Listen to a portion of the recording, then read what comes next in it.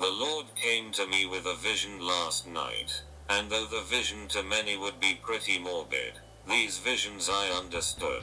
In the vision were two vials of blood.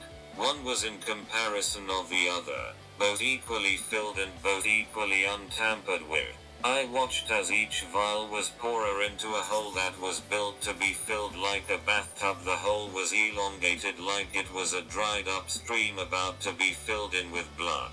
One side was filled with the blood of many animals. Another was the blood of many humans.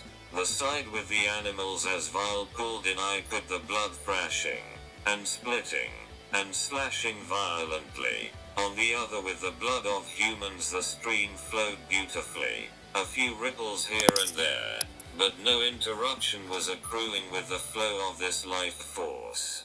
But then a second part to this tale is that each had their own waterfall. The side of blood which the animals, the blood flowed down beautifully and gracefully into the pond of blood below where the flow rested and streamed through.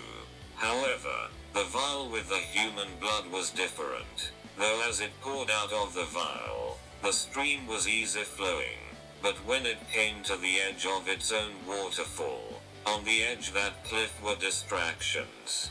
There were rocks and sticks and rocks like cauldrons, so when the blood fell in, its only rescue was waiting to be on top of the other much now thicker and coagulated blood to spill out into the stream below.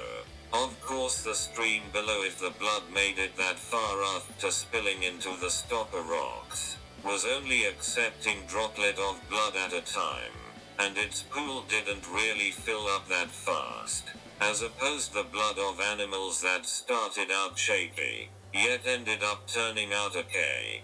God spoke the meaning of these two to me and said, look at the side with the animals. At first you see the thrashing and the violent raging of the blood at the top of stream of blood. In life those animals were active, they fought, they thrived, and did whatever it took. They fought for their lives. At the end where the cliff was, as the water flowed quite easily down to the next stream, God pointed me to it and said, after their struggle and pain in life, these animals will be given an even flow to the stream of life. God then pointed me to blood of humans, that when poured out, the blood was evenly flowing.